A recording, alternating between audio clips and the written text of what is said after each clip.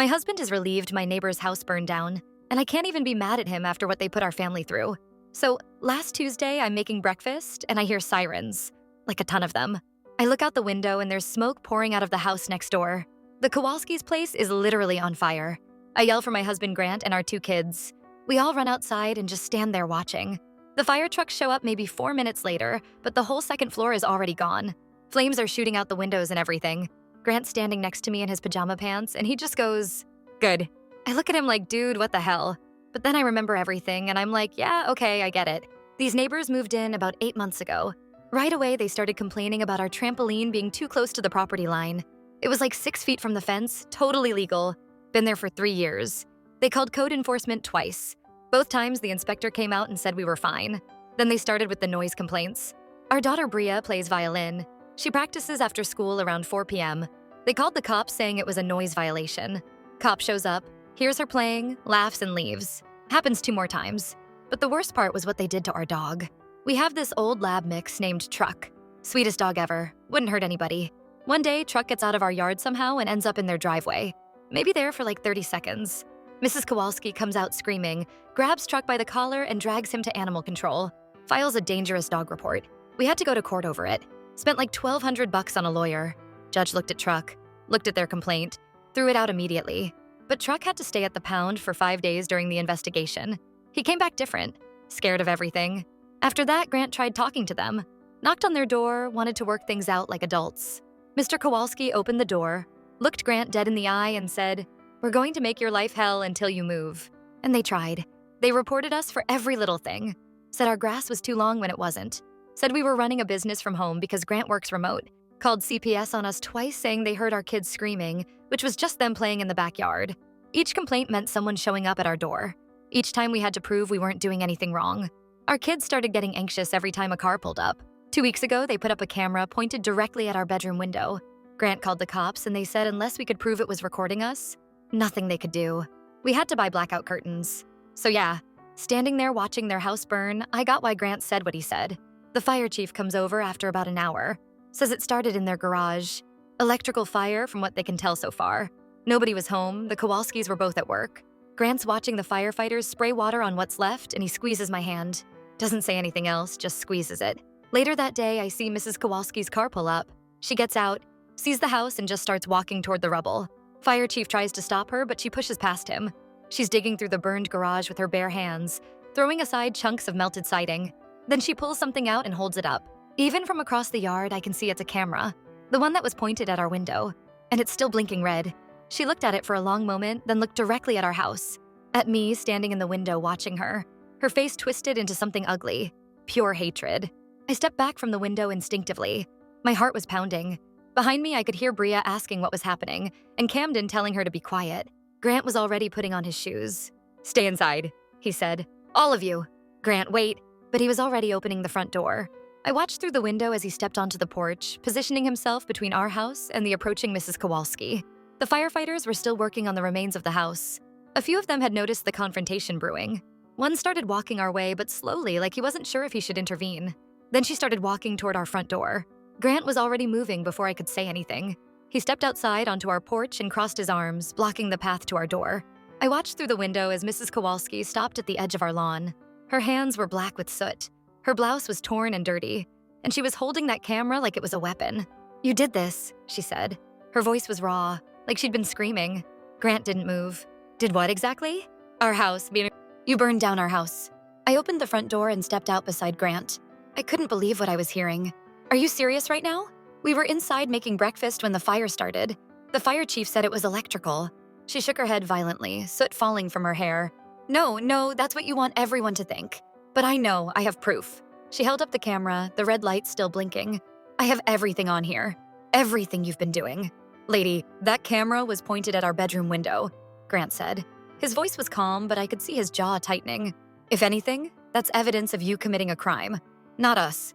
Mrs. Kowalski's husband pulled up then. His sedan screeched to a stop in front of what used to be their driveway. He got out and just stood there, staring at the smoking ruins. His face went through about 10 emotions in 3 seconds: shock, denial, grief. And then, when he saw his wife confronting us, anger. He walked over fast, his shoes crunching on debris that had scattered onto the sidewalk. "What are you doing?" he asked his wife, but he was looking at us. "They did this, Pavel. They burned down our house." Mr. Kowalski's eyes went cold. "Is that so?" "We didn't do anything," I said. "We were inside our house. Your fire was already burning when we came outside to watch." "Watch," he repeated. "You came outside to watch our home burn. And your husband said good." I heard him, standing there in his pajamas like he was enjoying a show. I didn't know what to say to that, because he wasn't wrong. Grant had said that, and part of me had felt the same way, even if I hadn't said it out loud. Grant took a step forward. "After everything you've put our family through?" "Yeah." I said it. "I'm not gonna pretend I'm sad your house is gone. But we didn't start that fire. And you know it." Mr. Kowalski's face darkened. 8 months. 8 months we've lived here, and you've been trying to get rid of us from day one. Us? Get rid of you? I couldn't believe what I was hearing. You're the ones who called code enforcement on our trampoline that's been there for 3 years. You called the cops on a 13-year-old practicing violin. You had our dog taken to the pound and tried to have him labeled as dangerous. You're the ones who've been trying to drive us out. We were protecting our property," Mrs. Kowalski snapped. "You think we wanted to move next to a family that lets their children run wild and their dog roam free? Truck got out one time, for 30 seconds. That animal was in our driveway, threatening us. He's a senior lab mix who's afraid of his own shadow. The only thing he threatens is unattended snacks." A fire investigator walked over then, a woman in a blue jacket with arson investigation printed on the back. She looked at the 4 of us, clearly sensing the tension. "Everything okay here?" Mrs. Kowalski spun toward her. "I want to report a crime. These people burned down my house."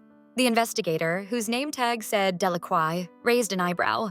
"Ma'am, we're still determining the cause of the fire. It's too early to make any accusations. I don't need you to determine anything. I know what happened. Check their phones. Check their alibis. Check everything." Investigator Delacroix looked at Grant and me. "Do you folks live next door?" "Yes," Grant said. "We've been here for 7 years. The Kowalskis moved in about 8 months ago. And you were home when the fire started?" "We were. My wife was making breakfast. I was still in bed. Our daughter came to get me when she heard the sirens." Delacroix nodded, making a note. "I'll need to speak with all of you at some point. Standard procedure for any fire investigation involving neighboring properties. But for now, I'd suggest everyone stay on their own property and avoid making accusations." She looked pointedly at Mrs. Kowalski, who was still clutching the camera. "Ma'am, what is that you're holding?" "A security camera. From our garage." "You retrieved it from the fire scene?" "It has evidence on it." "Ma'am, you're not supposed to remove anything from the scene until we've completed our investigation. I'm going to need you to hand that over." Mrs. Kowalski's grip tightened on the camera. "No, this proves what they did." Delacroix's voice got firmer. "Ma'am, the camera. Now." For a moment, I thought Mrs. Kowalski was going to refuse, but her husband put a hand on her arm and muttered something in her ear. She practically threw the camera at Delacroix, who caught it smoothly. "We'll be in touch," Delacroix said to all of us. Then she walked back toward the fire trucks. The Kowalskis retreated to their car. I could see them arguing through the windshield. Mrs. Kowalski was crying now, her hands leaving black smears on her face as she wiped her eyes. Mr. Kowalski was gripping the steering wheel so hard his knuckles were white. Grant and I went back inside. "That was insane," I said, once we'd closed the door. "She actually thinks we burned down their house." "Of course she does. In her mind, we're the villains. We've always been the villains." Grant walked to the kitchen and poured himself a cup of coffee that had gone cold while we were outside. He drank it anyway. "The question is, what's on that camera?" "What do you mean?" "It was pointed at our bedroom window for 2 weeks. Who knows what it recorded? And now it's in the hands of a fire investigator." I hadn't thought about that. My stomach dropped. "You think there's footage of us? Getting changed? Walking around in towels? Maybe worse?" He set down the coffee cup. "I don't know, but if there is and the cops see it, that's evidence of a crime. Their crime." Our daughter Bria came downstairs then, her violin case in hand. She was supposed to have a lesson that afternoon, but with everything happening, I'd forgotten. "Mom, is the house next door really gone?" "Yes, sweetie. There was a fire. Are the Kowalskis okay?" I paused. It was a good question. A kind question. The kind of question you'd expect from a 13-year-old who hadn't spent the last 8 months being terrorized by these people. They weren't home when it happened, so they're not hurt, if that's what you mean. Bria nodded slowly. "I know they were mean to us, but that's still really sad. Losing your house." Grant looked at me over Bria's head. His expression said something like, "Kids are better than us sometimes." And he wasn't wrong. "It is sad," I agreed. "Even when bad things happen to people who've been unkind, it's still sad." Our son Camden came down next. He was 15 and handled things differently than his sister. "So are they gonna move away now?" "I don't know, buddy. Because if their house is gone, they can't live here anymore, right? So maybe they'll leave us alone finally." Grant put a hand on Camden's shoulder. Let's not celebrate anyone's misfortune, even theirs. But yeah, I think things are going to be different now. Things were different, but not in the way we expected. 2 days after the fire, there was a knock at our door. It was Investigator Delacroix, looking serious. Mr. and Mrs. Whitmore? I have some questions if you have a few minutes. We invited her in, offered her coffee. She declined. I've reviewed the footage from the Kowalski's security camera, she said, sitting on the edge of our couch like she didn't want to get too comfortable. The one that was recovered from the fire. My heart started pounding. Grant's hand found mine on the cushion between us. What did you find? He asked. Delacroix pulled out a tablet and turned it to face us.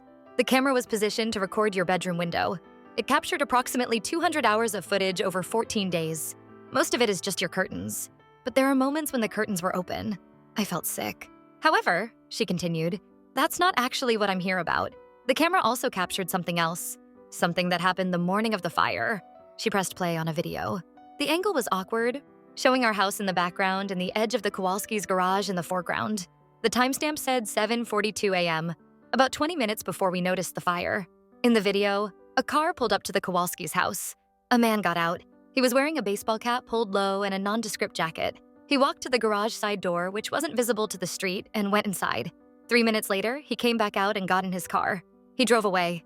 8 minutes after that, smoke started rising from the garage. Do you recognize this man? Delacroix asked. Grant and I both leaned in, trying to see his face. But the angle was wrong. The cap was too low. No, I said, I've never seen him before. Neither have I, Grant added. Who is he? That's what we're trying to determine. The Kowalskis claim they don't know him either, but I find that hard to believe, given what else we found. She swiped to another image. This one showed the inside of the garage, or what was left of it. Amid the charred remains was a metal filing cabinet, partially melted but still intact enough to be recognizable. We found documentation in that cabinet, Delacroix said. Financial documents, insurance papers, some correspondence that's proven very interesting. What kind of correspondence? Grant asked. The kind that suggests the Kowalskis may have been involved in insurance fraud before. At their previous residence, in a different state, their house there also burned down. Electrical fire, officially, but there were suspicions. I couldn't believe what I was hearing. They did this before? It's still under investigation. But yes, it's possible. The man in the video may be connected to their previous incident as well. We're working with authorities in their former state to piece things together. Delacroix put away her tablet.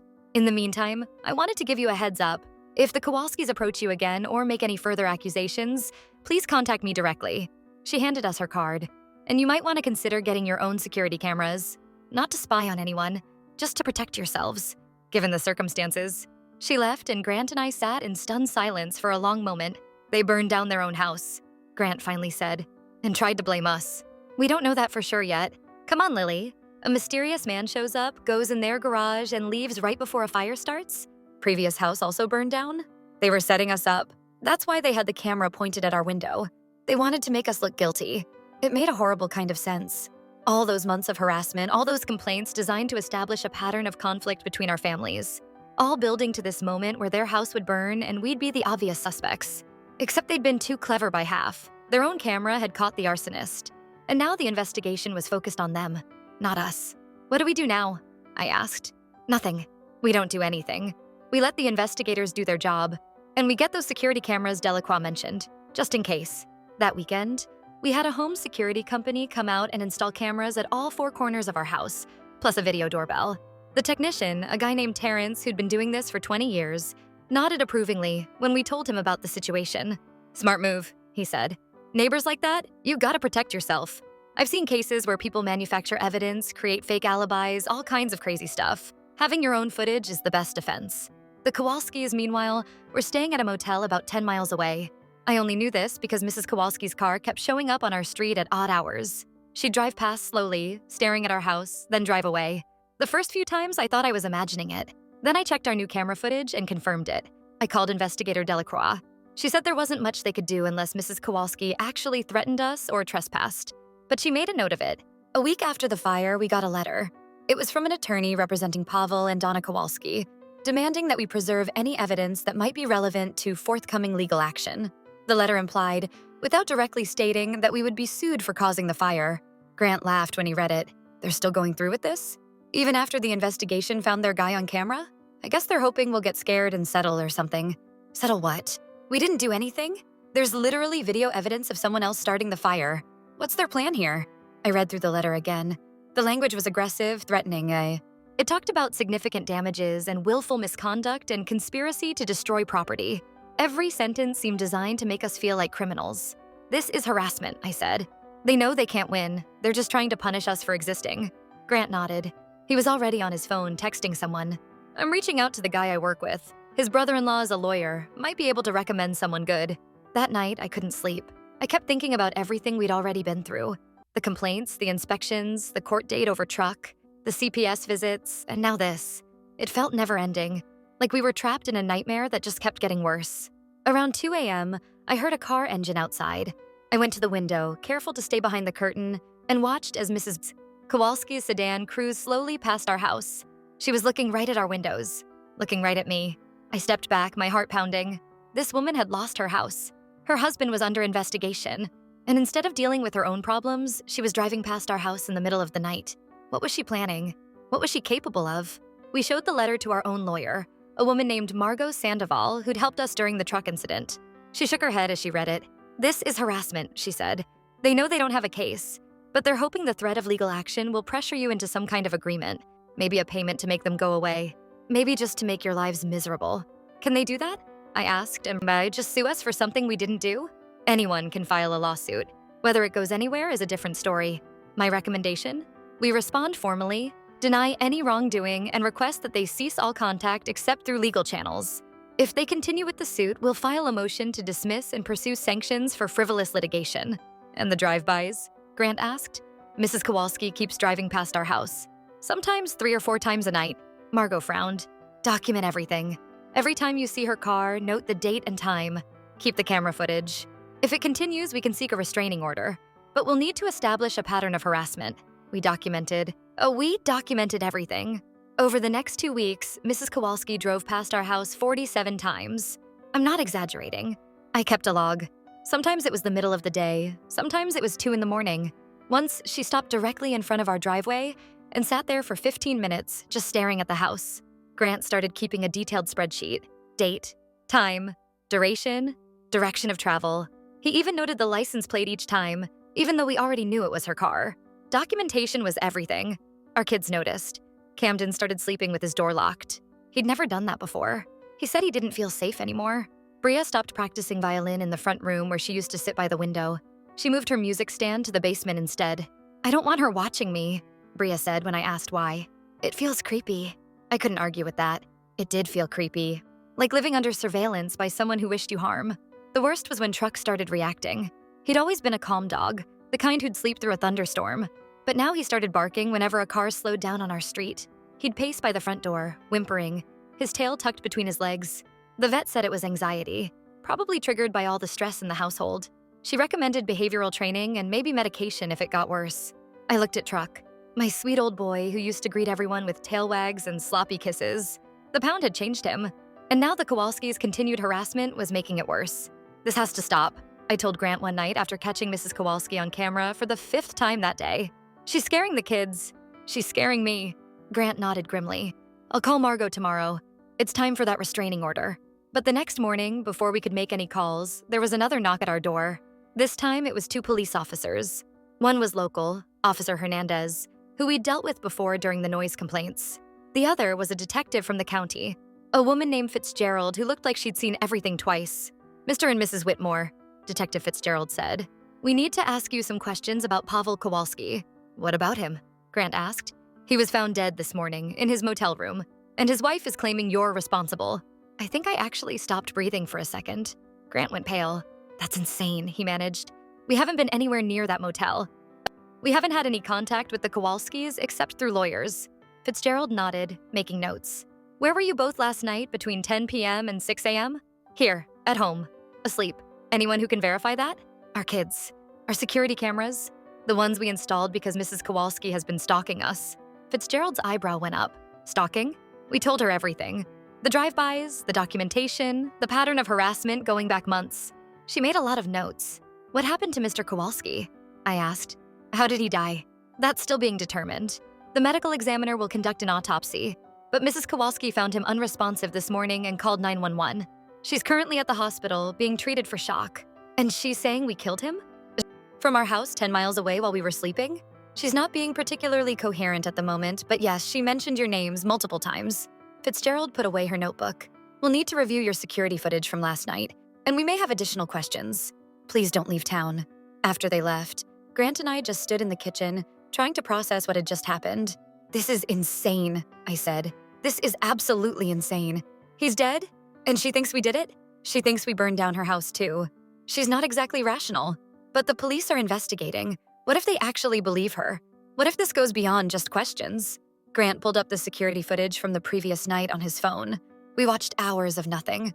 Our house sitting quiet in the dark. No cars coming or going. No movement except a cat that wandered through the yard around midnight. We have alibi, he said. Solid, recorded alibi. There's no way they can pin this on us. He was right. Of course he was right. But I couldn't shake the feeling that something was very wrong. That the Kowalskis weren't done with us. Even now. Maybe especially now. The autopsy results came back 3 days later. Pavel Kowalski had died of a heart attack. Natural causes. No foul play. You'd think that would be the end of it. But it wasn't. Donna Kowalski doubled down. She told anyone who would listen that we'd somehow caused her husband's heart attack. Scared him to death. Poisoned him. Hired someone to kill him and make it look natural.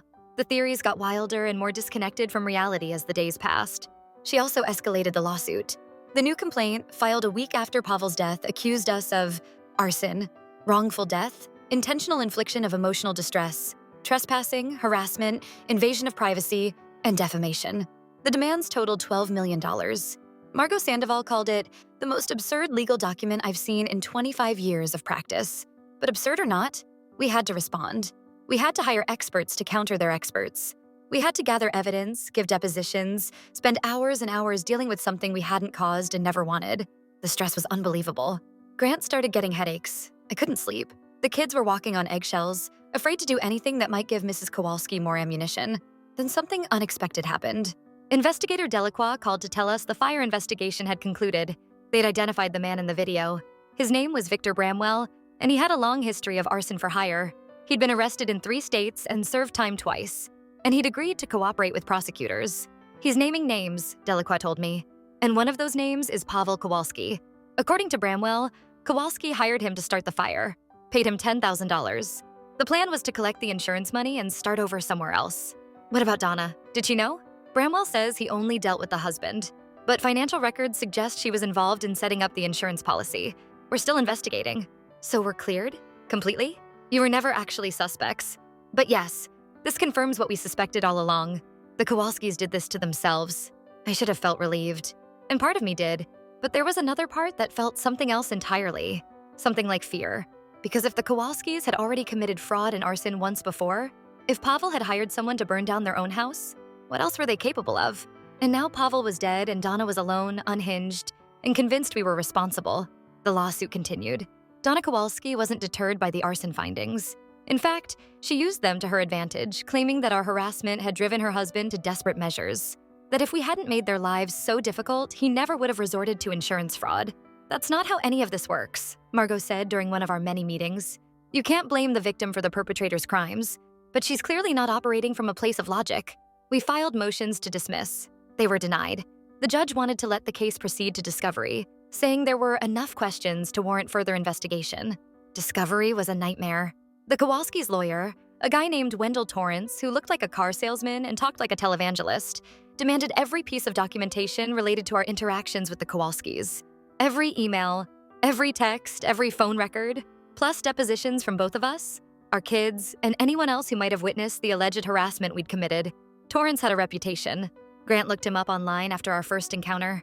He was known for taking cases other lawyers wouldn't touch. Cases that were clearly frivolous, clearly meant to harass rather than seek justice. He'd make money from the billable hours regardless of whether he won. The man wore expensive suits and drove a Mercedes, all funded by people like the Kowalskis who wanted to weaponize the legal system. We had to produce years of records. Every email we'd ever sent that mentioned the Kowalskis. Every text, every note. Grant's work emails had to be searched because he sometimes mentioned the stress at home to colleagues. The process took weeks. Our dining room table disappeared under boxes of documents. Margot brought in a paralegal to help organize everything. The depositions were worse. I went first. Sat in a conference room in Torrance's office with the court reporter typing every word.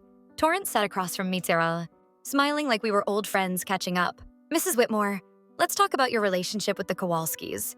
When did you first meet them? About 8 months before the fire, when they moved in. And what was your initial impression? Fine. Normal. I didn't think anything particular about them. Really? Because according to my clients, you were hostile from the very beginning.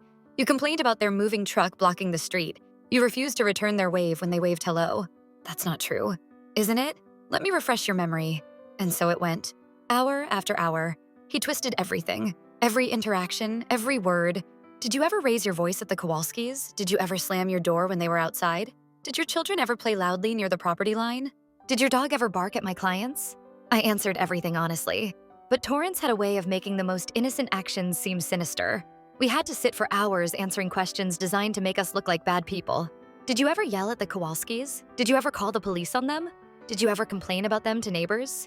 Did your children ever say anything threatening? The answer to all of these was no, or occasionally yes, but with completely reasonable context. We never yelled. We never threatened. We called the police exactly once when they put the camera pointing at our bedroom, and that was after consulting with an officer about our options. But Torrance spun everything to make us look like the aggressors. He painted a picture of a family that couldn't stand having new neighbors, who resented the Kowalskis from day one, who engaged in a campaign of subtle intimidation designed to drive them away. Your husband said good when the fire was burning, he said during my deposition.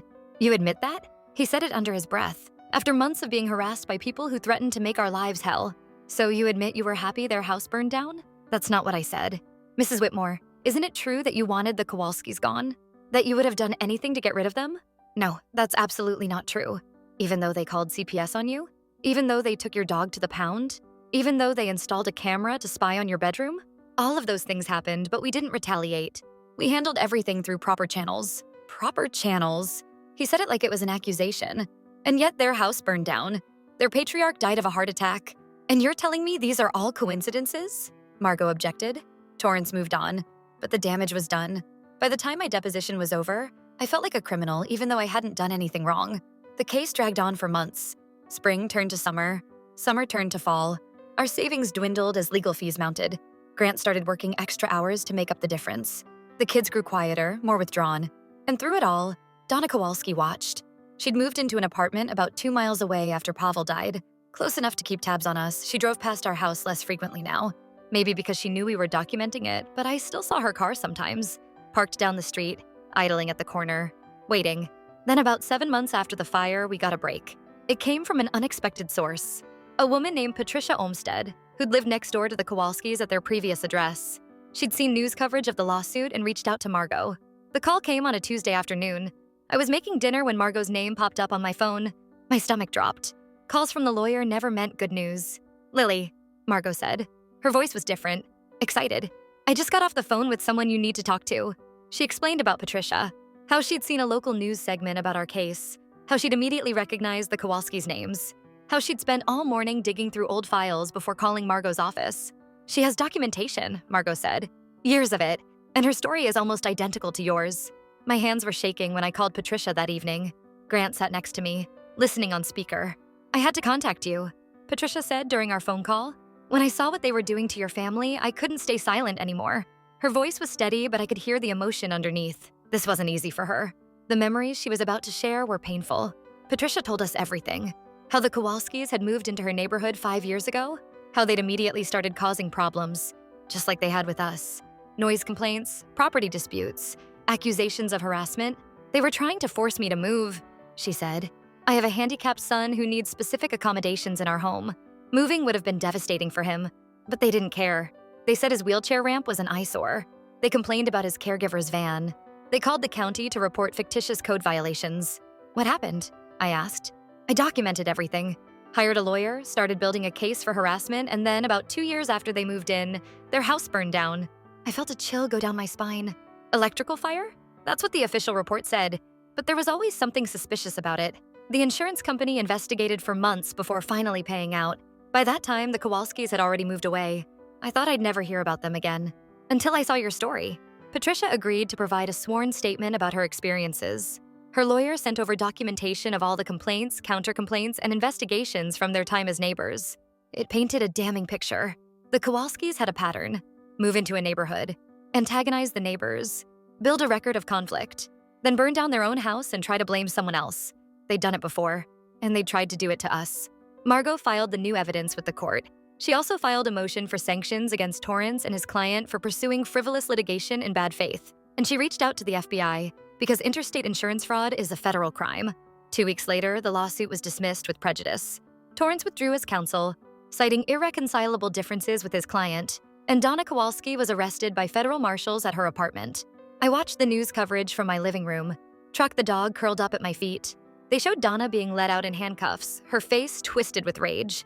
She looked directly at the camera and said something I couldn't hear, but I could read her lips. They did this. Even then, even facing federal charges, she still believed we were the enemy.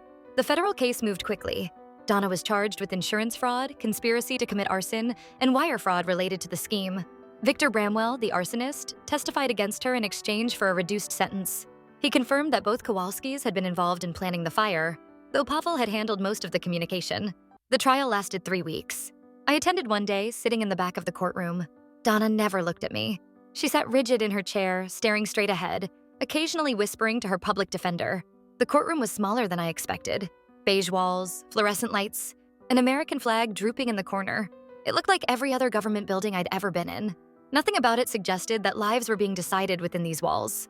The prosecutor was a woman named Angela Thornton. She was in her 50s, with sharp eyes and a no-nonsense demeanor.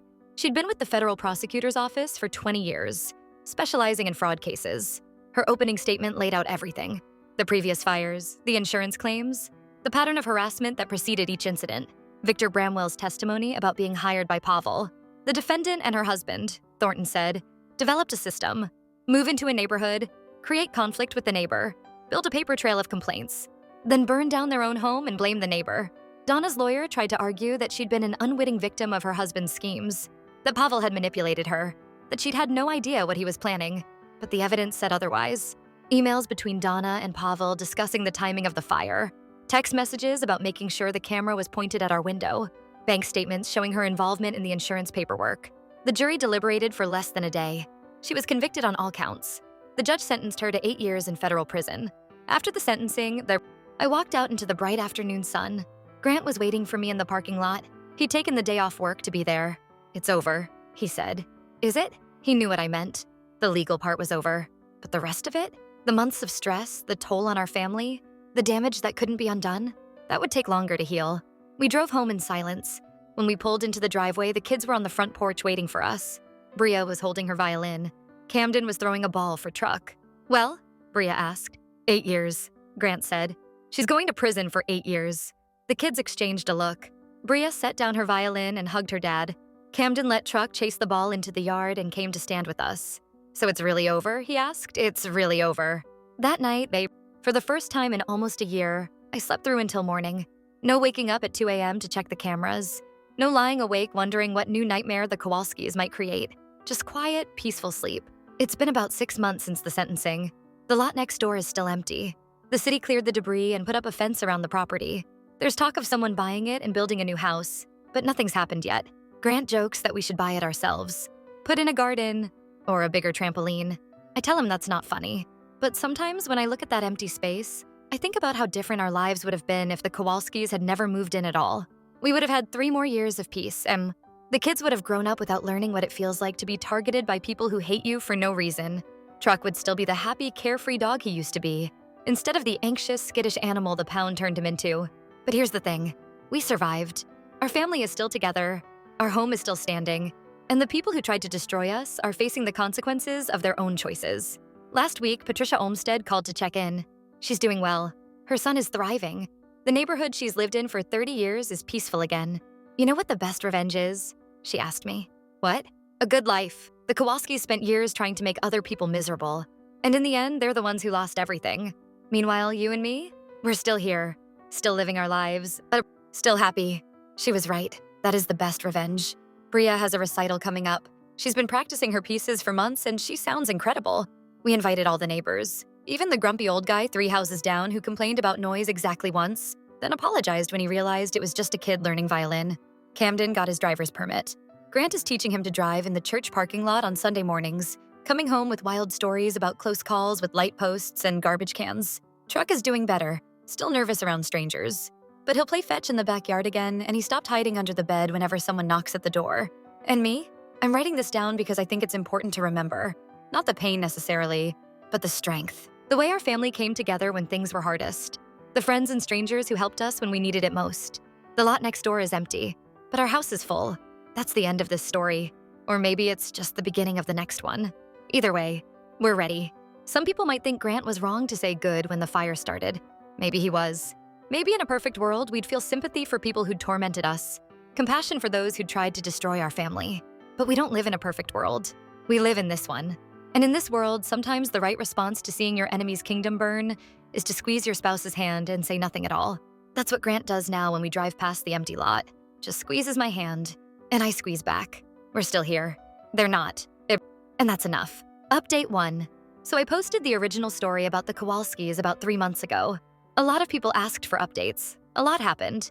Here's where we are now. First, the empty lot situation got interesting.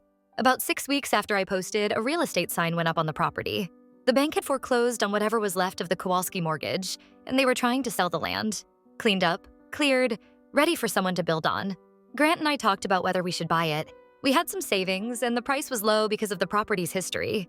A house that burned down due to owner-committed arson isn't exactly a selling point. But every time I thought about it, I got a weird feeling in my stomach. Like buying that land would mean the Kowalskis won somehow. Like we'd be admitting they changed our lives so much that we had to alter our own property just to feel safe. So we decided against it. 2 weeks after the sign went up, a family came to look at the lot. I was in the front yard when they pulled up. A woman about my age, a man who looked a few years older, and 2 kids who looked maybe 10 and 12. They walked around the lot, pointing at different areas, talking about where they'd put the house, the garage, the backyard. Normal stuff. Happy stuff. The kids were laughing about something, chasing each other around the cleared space. Then the woman noticed me watching. She walked over to the fence that separated our yard from the lot. "Hi there, I'm Valentina. We're thinking of buying this property." I introduced myself. Grant came out to join us. "We heard about what happened," Valentina said.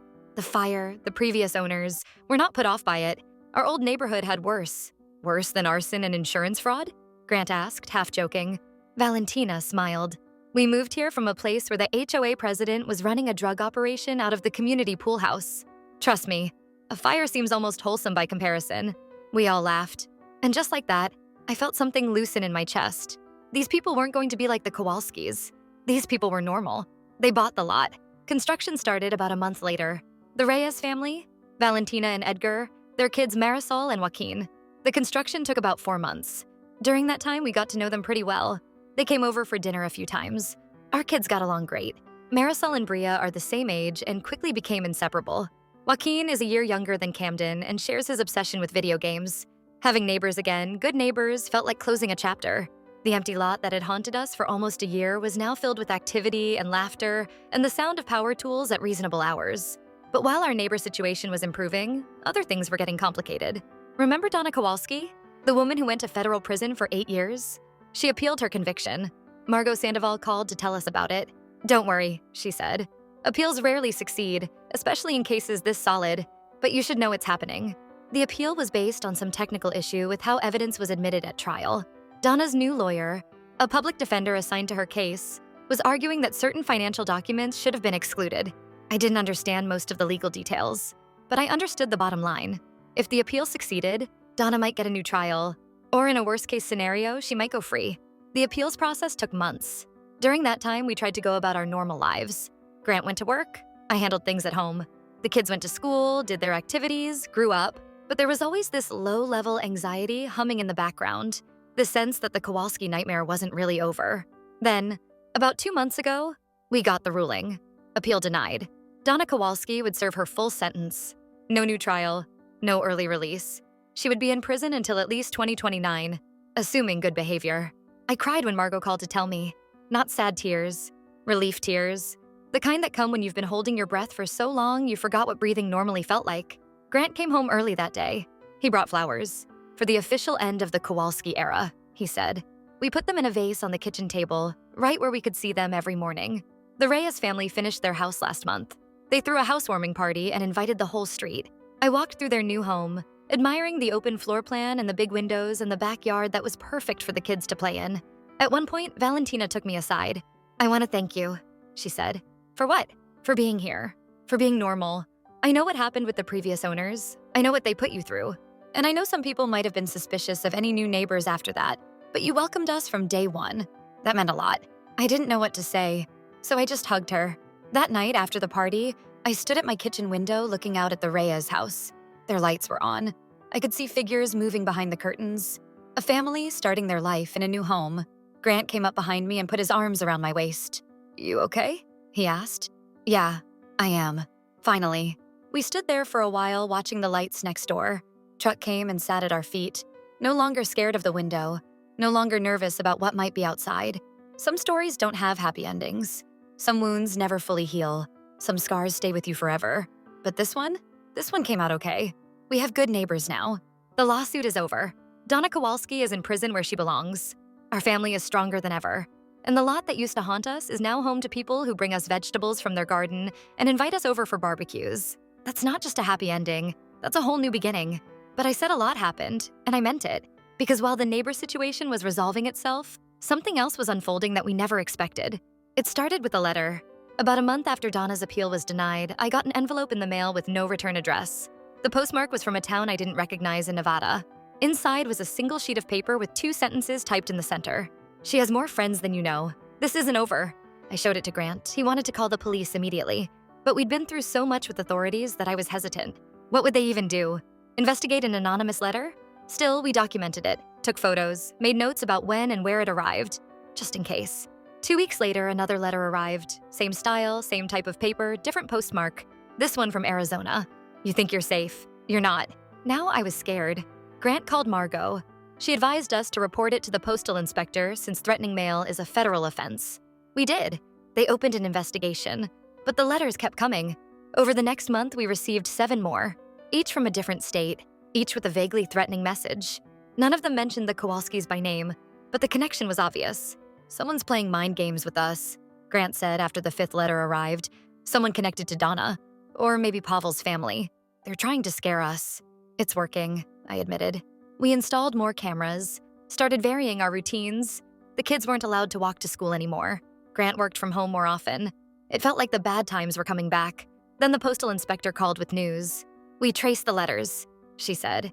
"They were all mailed by the same person, a man named Theodore Kowalski, Pavel's brother, Theodore Kowalski." We'd never heard of him. He'd never come up during the trial or the investigation. Apparently, he lived off the grid in various Western states, moving around frequently, working odd jobs for cash. "He's been arrested," the inspector continued. "Found him at a campground in Nevada. He had more letters ready to mail, and some other concerning items." "What kind of items?" "I can't go into details because it's an ongoing investigation, but you should know we're taking this very seriously." My blood ran cold. "What kind of items?" "Please, we have children." The inspector paused. I could hear her choosing her words carefully. "Maps, photos, notes, things that suggest he was planning more than just letters." Grant grabbed my hand. His grip was tight, almost painful. "He was coming here," Grant said. It wasn't a question. "We believe so, yes." After the call ended, I sat on the couch and cried. Really cried.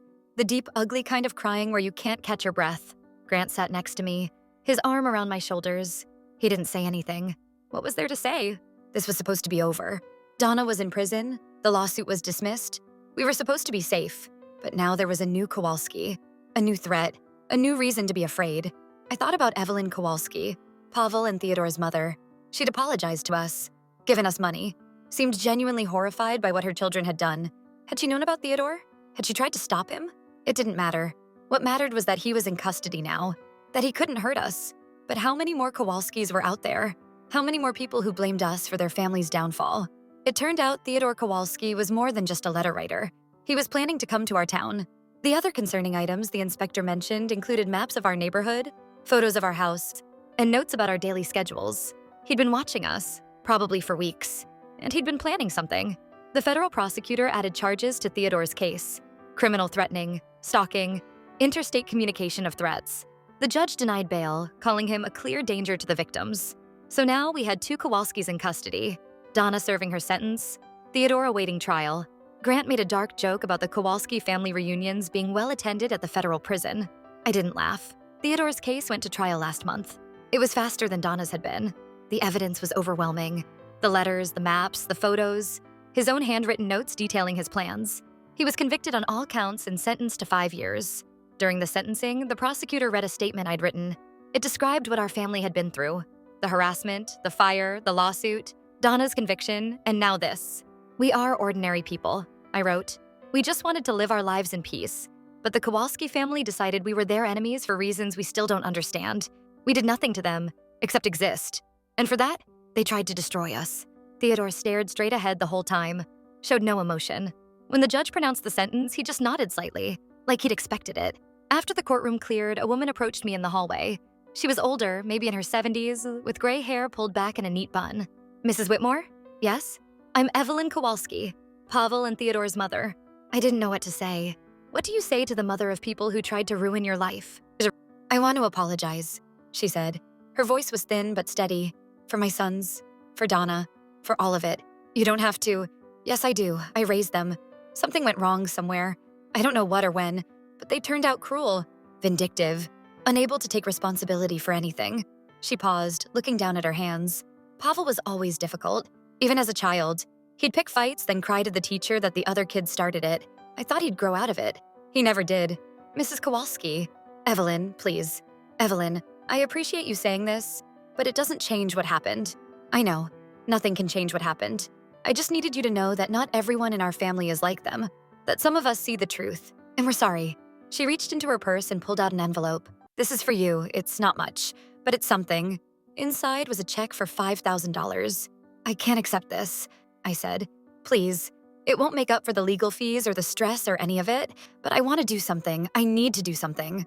I looked at the check, thought about the $12,000 we'd spent on lawyers, the therapy bills for the kids, the security systems and the blackout curtains, and all the other costs of being targeted by people who hated us. $5,000 wouldn't cover it, but Evelyn was right. It was something. "Thank you," I said. She nodded, blinking back tears. "Take care of your family, Mrs. Whitmore. They're lucky to have you." Then she turned and walked away. I never saw her again. So that's where we are now. Donna Kowalski is in prison. Theodore Kowalski is in prison. Evelyn Kowalski is somewhere out there, living with the knowledge that her children became monsters. And we're here, still in our house, still together, still standing. The Reyes family came over for dinner last night.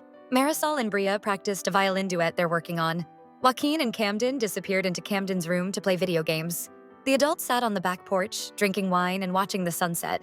"This is nice," Valentina said. "This is what neighbors should be like." "Yeah," I agreed. "It really is." After they left, Grant and I cleaned up the kitchen together.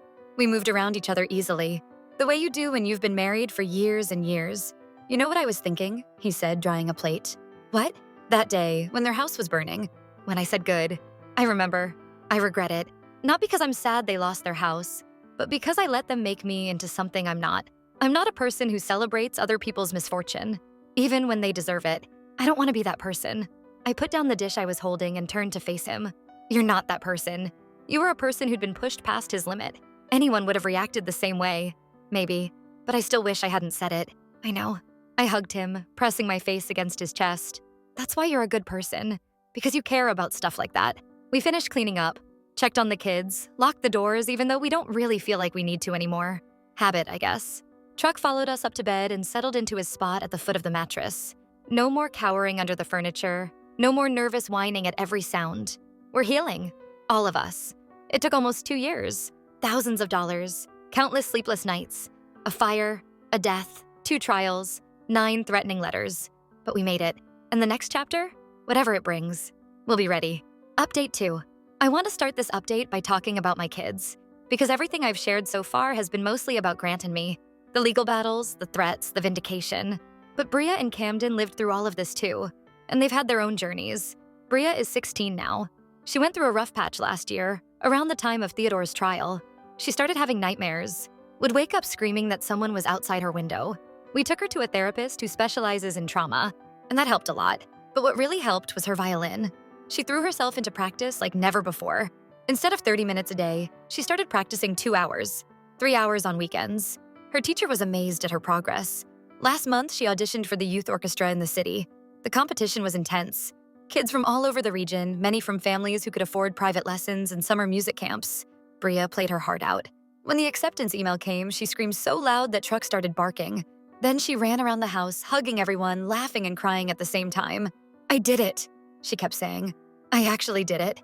I thought about Mrs. Kowalski calling the cops on my daughter for practicing violin at 4 p.m., claiming it was a noise violation, trying to silence her. Look at her now. Camden's story is different. He internalized a lot of the stress, got quieter, more withdrawn. His grades dropped for a while. He spent most of his time in his room on his computer. Grant worried about him more than he worried about Bria. She's processing it, he'd say. Camden's bottling it up. Then one day, about 8 months ago, Camden came to us with a request. He wanted to volunteer at the animal shelter, the same one where Truck had been held. I want to help dogs who are scared, he said. Like Truck was scared. I want to help them feel safe. He's been volunteering every Saturday since. The shelter coordinator told us he has a gift. The nervous dogs, the ones who cower in the corners of their kennels, they respond to him. They trust him. Camden's grades came back up. He smiles more. He even has a girlfriend now, a sweet girl named Rosalie who volunteers at the shelter too. My kids found their own ways to heal, their own ways to turn something terrible into something meaningful. I couldn't be prouder of them. Okay, so I know I said the last update would be the final one. I really thought it would be. But life has a funny way of not being done with you when you think you're done with it. This is the absolute last update. I promise. Let me tell you about the documentary. About 4 months ago, I got a message through social media from a woman named Justine Harwell. She said she was a documentary filmmaker who specialized in true crime and neighbor disputes. She'd seen my posts. She wanted to tell our story. My first instinct was to say no. Absolutely not. We'd been through enough. We didn't need to relive it all on camera for the entertainment of strangers. The thought of our faces, our house, our trauma being displayed for anyone to watch made my stomach turn. I didn't respond to her message for a week, but Justine was persistent. She sent a follow-up, then another. She shared links to her previous work, documentaries about families dealing with insurance fraud, a piece about neighborhood disputes that lead to violence, a really moving film about a community that came together after a tragedy. Her work was thoughtful, careful, not the sensationalized garbage you see on some true crime channels. Finally, I agreed to a video call. Grant sat next to me, skeptical but curious. Justine was nothing like I expected. She was in her late 40s with graying hair and kind eyes. She'd spent 20 years in journalism before transitioning to documentary work. Your story has a resolution, she said during our first video call. So many of these cases don't. People are still trapped in nightmare neighbor situations with no way out. Seeing how you got through it could help them. How would you even tell it? I asked. There's so much. The fire, the lawsuit, the threatening letters, it spans years. That's the point. Most people think neighbor disputes are just minor annoyances. Loud music, parking issues. They don't realize how extreme it can get, how it can take over your entire life. She paused, looking at something off screen. I've talked to families who lost everything because of neighbors like the Kowalskis. Lost their homes, their marriages, their mental health. Some of them didn't make it out the other side. Her voice got quieter. Your family made it. People need to see that it's possible. I talked to Grant. I talked to the kids. I even talked to the Reyes family, since they'd inevitably be part of any filming. Everyone was surprisingly open to it. Maybe it'll help someone, Bria said. Like some kid whose family is going through what we went through. They could see that it gets better. So we agreed. Justine and her small crew came to our town for a week. They interviewed all of us. They filmed the empty lot. They got footage of the Reyes house and interviews with Valentina and Edgar. They tracked down Patricia Olmsted, who agreed to be interviewed about her experience with the Kowalskis. The filming process was harder than I expected. Sitting in front of a camera, reliving the worst moments of the past 2 years. The first day I broke down 3 times. Justine was patient. Her crew was professional. They gave me all the time I needed. Grant handled it better than me. He's always been more stoic. But even he got choked up when talking about Truck, about how our gentle old dog came back from the pound so damaged. The kids were the hardest part, watching them describe their fears, their nightmares, the way they'd jump at every knock on the door. Bria talked about how she'd stopped playing violin by the window, how she'd felt like Mrs. Kowalski was always watching her, judging her, waiting for her to make a mistake that could be reported. Camden talked about the anger, the helpless rage of being a teenager who couldn't protect his family, how he'd fantasized about confronting the Kowalskis, standing up to them, making them pay for what they'd done. I'm glad I didn't, he said on camera. They did it to themselves. They're in prison, and we're still here. That's the best kind of revenge. I cried when I heard him say that. My boy had grown up so much. They even got a statement from Investigator Delacroix, who had retired by then but was happy to discuss the case. The one thing they couldn't get was interviews with the Kowalskis themselves. Donna refused to speak with anyone from prison. Theodore did the same. Evelyn Kowalski had passed away, we learned, just a few months after Theodore's sentencing. The documentary premiered on a streaming platform last month. It's called The Neighbors from Hell, The Kowalski Case. I watched it with Grant and the kids. It was strange, seeing our lives reduced to 90 minutes of footage. hearing strangers narrate events we'd lived through, seeing photos of our house, our yard, our faces. But Justine had done a good job. It wasn't exploitative. It was thorough, even-handed, and ultimately hopeful. The response was overwhelming. Within days of the premiere, I had hundreds of messages from people who'd watched it, people dealing with their own nightmare neighbors, people who'd been through similar situations and survived, people who just wanted to say they were sorry for what we'd experienced and glad we'd come out the other side. I tried to respond to as many as I could. Some messages made me cry, some made me angry, some gave me hope. A woman in Texas wrote that she'd been dealing with neighbors who filed false police reports about her for years. She'd lost her job because of it, almost lost custody of her daughter. She said watching our documentary made her realize she wasn't alone. A man in Florida described a neighbor who'd poisoned his cats. 3 cats, over 2 years. He could never prove it, but he knew. He said he'd moved away eventually, but the guilt of leaving those cats behind haunted him. A family in Oregon talked about neighbors who'd built a spite fence, 15 feet tall, blocking all the sunlight from their garden. Legal, apparently, but cruel. Story after story after story. A whole world of people tormented by the people who lived next door. One message stood out. It was from a woman named Claudia who lived in Ohio. She said the Kowalskis had targeted her sister's family 10 years ago before they moved to Patricia Olmstead's neighborhood. Same pattern. Complaints, harassment, escalation. But in Claudia's sister's case, the Kowalskis hadn't burned down their own house. They'd done something worse. They'd started a rumor that Claudia's brother-in-law was a predator. No evidence, just whispers and insinuations. They'd contacted his employer, his kids' school, their church. Even though none of it was true, the damage was done. The family had to move. The brother-in-law lost his job. The marriage didn't survive the stress. They destroy people, Claudia wrote. That's what they do. That's who they are. I'm glad they're finally locked up. Reading that message, I realized how lucky we'd been.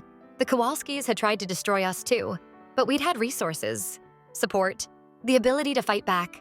Other families hadn't been so fortunate. The documentary had an unexpected side effect. It brought attention to the lack of legal protections for people dealing with chronic neighbor harassment.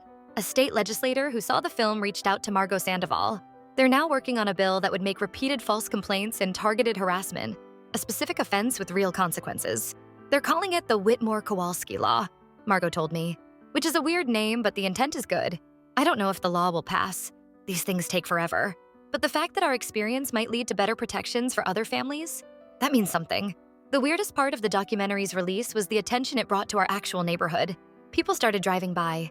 At first, it was just 1 or 2 cars a week, okay? Curiosity seekers who'd seen the film and wanted to see where it happened. They'd slow down in front of the empty lot, take photos, then drive away. Grant was annoyed. Great, now we're a tourist attraction. But then, something unexpected happened. One of the people who came by was a developer named Solomon Ferrara. He'd been looking for land in the area, and the documentary made him aware of the empty lot next door. Solomon didn't want to build a house. He wanted to build a community garden. The neighborhood's been through a lot, he explained when he came to talk to us. The land has a dark history, but we could transform it into something positive. A place where neighbors come together, a symbol of renewal. He had funding, he had a plan, he just needed community support. The proposal was ambitious, 20 garden plots, each available to neighborhood families, a small greenhouse for starting seedlings, a communal herb section, a children's area with raised beds at kid height, a pavilion with benches where people could gather. This lot has been an eyesore for too long, Solomon said during the community meeting. It's a reminder of something terrible, but we can change that. We can make it a symbol of renewal instead. The vote was unanimous. Every single household on the street signed on. Construction started in spring. The whole neighborhood pitched in. Grant spent weekends digging beds and building raised planters. I helped with the landscaping design. Valentina organized a volunteer schedule. Even the grumpy old guy 3 houses down came out to help, though he mostly sat in a lawn chair and supervised. The kids got involved too. Bria and Marisol planted a flower garden specifically designed to attract butterflies. Camden and Joaquin built the children's raised beds, working from YouTube tutorials and making it up as they went along. Truck supervised all of it. He'd wander from group to group, accepting pets and sniffing at the turned earth. For the first time in years, he seemed genuinely happy. Back to his old self. The community garden opened last month. It's called the New Start Garden. There are plots for vegetables, flowers, herbs, a little gazebo in the corner where people can sit and rest, a playground area for kids. On opening day, the whole neighborhood came out. Grant gave a short speech about how places can be transformed, how communities can heal, how something beautiful can grow from something ugly. I stood next to him, holding his hand. Bria was there with Marisol, the 2 of them already claiming a plot for a flower garden. Camden was helping Joaquin set up the vegetable beds. Truck wandered through the crowd, accepting pets from everyone, no longer scared of strangers. and I thought about how far we'd come. 2 years ago, I stood in this exact spot watching my neighbor's house burn, feeling relieved and guilty and confused about what it all meant. Now I was standing in a garden, surrounded by people who cared about each other, watching my family laugh and work and grow.